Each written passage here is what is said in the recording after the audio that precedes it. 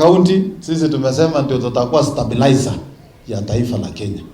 kwa kupitia utamaduni, sherehe kama hizi na kufanya kazi kwa pamoja na kudumisha amani katika kaunti yetu, ili sehemu zingine zote waige mfano ya kaunti ya Uasin Gishu. Na sisi tunataka kuomba Kenya Tourism Board, the Ministry of Culture and Heritage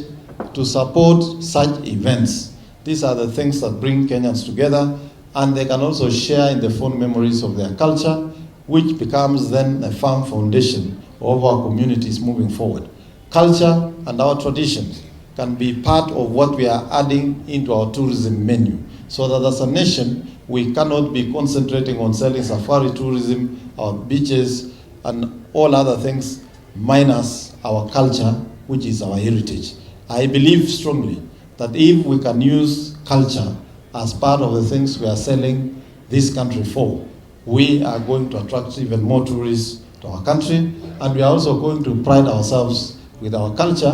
which is what brought us to where we are at the moment as a nation. Umoja ambayo tuko nao kwa vile tunaishi na watu wa jamii mbalimbali, tuweze kuchukua mambo mazuri kwa kila jamii, hasa mambo ambayo yanaunganisha taifa na mambo ambayo yanaimarisha maendeleo.